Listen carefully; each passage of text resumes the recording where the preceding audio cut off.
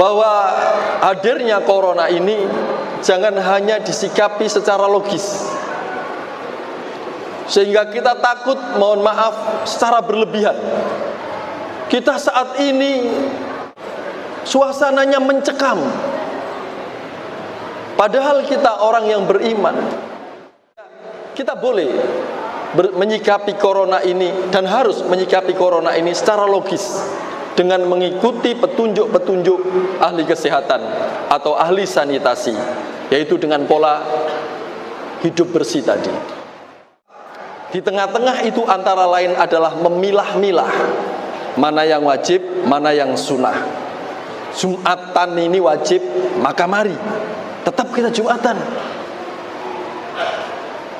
Sholat 5 waktu itu wajib tetap bagi yang jamaah, bahkan yang belum jamaah malah tingkatkan untuk jamaah. Karena kita harus secara teologis harus bersih-bersih hati. Mungkin corona itu didatangkan karena kita di bumi ini sedang tidak menebar cinta kasih di antara sesama. Mungkin karena kita tidak cinta pada masjid. Mungkin karena kita rajin mencari kesalahan orang lain. Itu perlu kita muhasabah. Caranya masjid dibersihkan. Yang wajib-wajib ayo kita lanjutkan. Tapi yang sunnah-sunnah sebagaimana rencana Isra Mi'raj, taruhlah itu sunnah. Atau acara-acara kajian-kajian yang lain, taruhlah itu sunnah. Bolehlah kita pending. Kumpul-kumpul bolehlah kita pending. Jadi inti dari khutbah yang kami sampaikan ini, kita sebagai umat Islam jangan panik. Mari kita berdoa bersama-sama, semoga corona itu tidak menyentuh kita dan keluarga kita. Amin ya rabbal alamin. Seluruh keadaan yang dihadirkan Allah dalam kehidupan kita harus kita sikapi sebagaimana tahapan-tahapan yang ada di dalam sholat itu. Semoga Allah Subhanahu wa ta'ala menenteramkan hati kita, memberikan kekuatan kepada keimanan kita.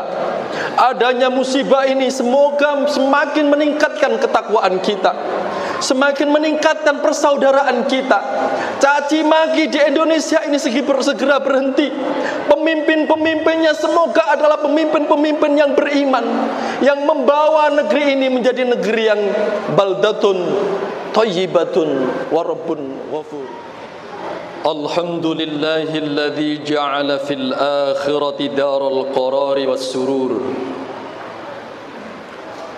wa ja'ala ad-dunya illa mata'al ghurur. Ashhadu an la ilaha illallah wahdahu la sharika lah, syahadatan yashrahu Allahu lana bihas syudur. وأشهد أن سيدنا ونبينا محمدا عبده ورسوله المخرج من الظلمات إلى النور. اللهم صل وسلم وبارك على سيدنا محمد وعلى آله وصحبه صلاة وسلاما دائمين متلازمين إلى يوم البعث والنشور. أما بعد، فيا أيها الناس اتقوا الله حق تقاته ولا تموتن إلا وأنتم مسلمون. أعوذ بالله من الشيطان الرجيم. بسم الله الرحمن الرحيم. قل لن يصيبنا إلا ما كتب الله لنا هو مولانا وعلى الله فليتوكل المؤمنون. صدق الله العظيم. Kaum muslimin rahimakumullah, mari kita selalu berusaha meningkatkan ketakwaan kita kepada Allah Subhanahu wa ta'ala. Kita syukuri kehidupan ini dengan meningkatkan takwa dalam artian yang sesungguhnya, yakni takwa yang menjadi dasar dari seluruh sikap hidup kita, sehingga ke depan apa yang kita lakukan, yang kita ucapkan, yang kita tulis, yang kita posting, yang kita putuskan tidak meninggalkan beban derita pada siapapun di seluruh alam ini, terutama orang-orang yang ada di sekitar kita. Takwa yang mendorong kita untuk selalu merasakan pandangan Allah melekat dekat dengan kita, sehingga diri ini tidak sampai melakukan hal-hal yang melanggar tatanan agama.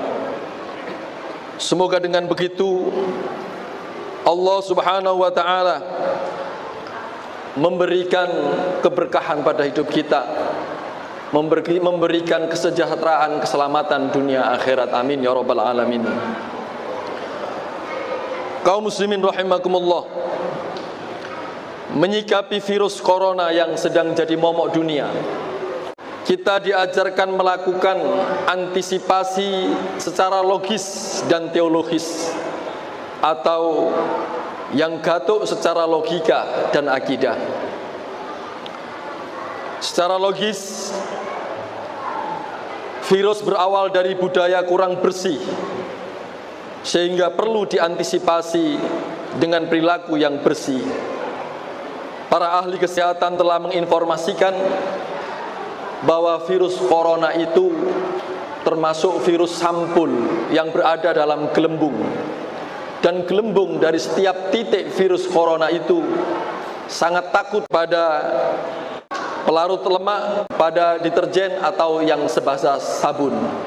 Sehingga upaya kita secara logis, di samping meningkatkan pola hidup bersih, kita juga harus melakukan antisipasi terhadap apa saja yang kiranya bisa mengusir corona itu dari kehidupan kita.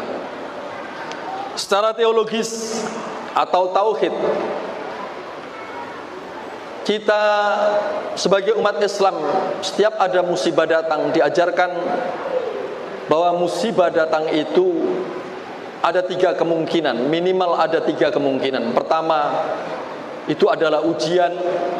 Yang kedua, itu peringatan. Dan yang ketiga, mungkin azab. Semoga ujian yang saat ini menimpa dunia itu menjadi peringatan bagi kita, menjadi sarana untuk, kalau secara logis tadi meningkatkan pola hidup bersih, maka secara teologis kita perlu bersih-bersih dari segi keimanan kita. Kaum muslimin rahimakumullah,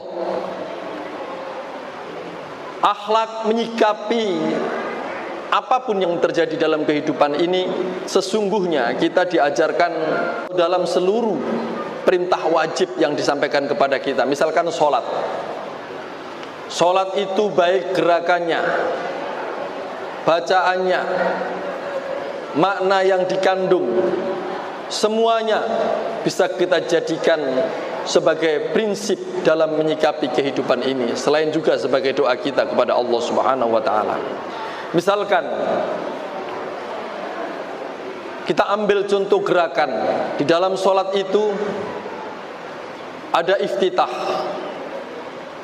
Saat iftitah, posisi kepala kita, atau maaf, posisi otak kita berada di atas. Kemudian pada saat ruku, posisi otak dan hati kita sejajar. Setelah itu, posisi sujud, otak kita bahkan nempel dengan tanah, dan hati kita atau pusat edar keyakinan kita ada lebih tinggi dari akal kita. Setelah itu ada duduk di antara 2 sujud atau juga tahiyat, yang merupakan bentuk evaluasi. Kaum muslimin rahimakumullah, misalkan sholatnya orang hidup itu ada rotasi atau putaran antara iftitah, ruku, sujud, dan tahiyat, atau duduk di antara 2 sujud. Itu sholatnya orang hidup. Beda pada saat kita mensolati jenazah. Sholat jenazah itu hanya berdiri. Kaum muslimin rahimakumullah, itu dikandung makna bahwa hadirnya corona ini jangan hanya disikapi secara logis, sehingga kita takut, mohon maaf, secara berlebihan. Kita saat ini suasananya mencekam, padahal kita orang yang beriman. Kita punya prinsip seperti di dalam surat At-Taubah yang saya bacakan tadi, qul la yusibana illa ma kataballahu lana, bahwa apa yang hadir pada kehidupan kita semuanya ini tertulis. Bahkan daun yang kuning dan kapan akan jatuh semuanya sudah tertulis, termasuk juga corona. Sehingga kita boleh menyikapi corona ini dan harus menyikapi corona ini secara logis, dengan mengikuti petunjuk-petunjuk ahli kesehatan atau ahli sanitasi, yaitu dengan pola hidup bersih tadi. Tapi jangan lupa, itu adalah dalam planning. Saat kita iftitah, akal kita yang berbicara itu planning. Maka pada saat kita sudah menghadapi corona, 2 minggu yang lalu berita itu belum sampai di Indonesia, tapi sekarang sudah dihadapi oleh Indonesia. Semoga tidak masuk di Kabupaten Gresik ini, walaupun desas-desus sudah mulai ada. Tapi sikap kita harus seperti orang rukuk. Itu kita harus seimbang, antara akal dan keyakinan kita harus sejajar. Apa keyakinan kita? Kita diajarkan bahwa dengan ke masjid ini menjadi penangkal bala dari Allah. Siapa yang hadir ke masjidku, dialah keluargaku. Allah yang berfirman, siapa yang memakmurkan masjidku, maka hendaknya datang ke masjidku. Maka yang perlu kita lakukan secara seimbang adalah masjid ini atau masjid-masjid kita semuanya hendaknya kita tingkatkan pola bersihnya. Misalkan kalau selama ini seminggu hanya dipel kalau pagi saja, sekarang mungkin perlu ditingkatkan pagi, siang, dan sore, misalkan seperti itu. Ditingkatkan, bukan dengan menjauhi masjid. Kita tidak menentang apa kebijakan-kebijakan yang disampaikan oleh yang punya kebijakan, tetapi kita belum saatnya untuk melakukan lockdown atau tutup masjid ini kemudian sholat di rumahnya masing-masing. Belum. Kalau di Turki, as-salatu ala rihalikum, sholatlah di rumah kalian semuanya, itu karena di sana sudah zona merah. Kita belum ditetapkan zona merah. Maka hadis yang disampaikan oleh Rasulullah sallallahu alaihi wasallam, beliau pernah bersabda, "Idza sami'tum bit-ta'un bi ardin fala tadkhuluha, wa idza waqa'a bi ardin wa antum biha fala takhruju minha." Kalau engkau mendengar ada ta'un, ta'un itu wabah yang mematikan. Kalau engkau sudah mendengar ada wabah dan sudah ditetapkan sebagai zona merah, itu kalau kita terjemahkan saat ini, maka engkau jangan masuk ke zona merah itu. Misalkan sekarang yang zona merah itu Cina, kita jangan ke Cina. Wa idza waqa'a bi ardin wa antum biha fala takhruju minha. Dan kalau taun itu berada di suatu tempat dan engkau sudah di tempat itu, di zona merah itu, maka engkau jangan keluar. Maka heran saja kalau ada orang Cina diizinkan masuk ke Indonesia. Atas dasar ini, karena Cina sudah ditetapkan sebagai zona merah. Kalau kita belum ditetapkan zona merah, maka kita sikapi di tengah-tengah, seperti orang ruku. Di tengah-tengah itu antara lain adalah memilah-milah mana yang wajib, mana yang sunnah. Jumatan ini wajib, maka mari tetap kita Jumatan. Sholat 5 waktu itu wajib tetap bagi yang jamaah. Bahkan yang belum jamaah malah tingkatkan untuk jamaah. Karena kita harus secara teologis harus bersih-bersih hati.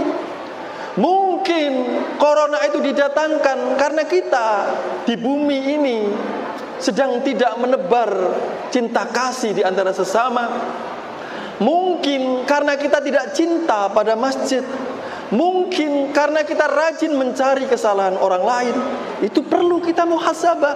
Dan tempatnya yang paling tepat adalah di masjid, karena ini rumah Allah. Siapa yang hadir di rumahku, dia keluargaku, kata Allah. Maka kita adukan di sana, kita mohon ampun. Caranya masjid dibersihkan. Yang wajib-wajib ayo kita lanjutkan. Tapi yang sunnah-sunnah sebagaimana rencana Isra Mi'raj, taruhlah itu sunnah. Atau acara-acara kajian-kajian yang lain, taruhlah itu sunnah, bolehlah kita pending. Kumpul-kumpul bolehlah kita pending. Jadi inti dari khutbah yang kami sampaikan ini, kita sebagai umat Islam jangan panik. Karena Rasulullah juga seandainya, tadi sudah sampai ruku, seandainya, tapi na'udzubillah min dzalik, mari kita berdoa bersama-sama, semoga corona itu tidak menyentuh kita dan keluarga kita, amin ya rabbal alamin.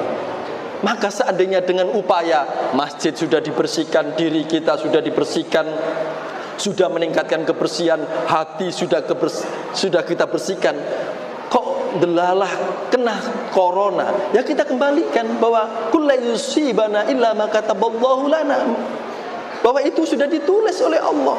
Dan Rasulullah juga memberikan garansi, at-ta'un syahadatun likulli muslim. Kematian karena ta'un, karena penyakit menular yang mematikan, adalah surga bagi tiap muslim yang meninggal karenanya. Alangkah naifnya kalau kita kenanya itu justru di mall, masjid ditutup, nggak boleh dihadiri, orang hadir ke mall atau saat pergi yang itu tidak maslahat dan mati di sana. Apakah tidak sebaiknya kita mati di dalam masjid? Ini bahasa yakin. Kalau sudah seperti itu, apa yang terjadi? Kita sujudkan, ya Allah, akalku ini apa sih? Nggak ada artinya kalau tidak Engkau yang membimbing.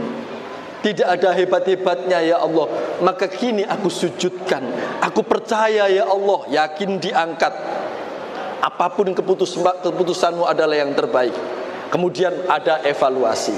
Itulah yang diajarkan oleh Islam. Sejatinya bukan hanya untuk menghadapi corona saja, tetapi pada seluruh keadaan yang dihadirkan Allah dalam kehidupan kita, harus kita sikapi sebagaimana tahapan-tahapan yang ada di dalam sholat itu. Semoga Allah Subhanahu wa ta'ala menenteramkan hati kita, memberikan kekuatan kepada keimanan kita.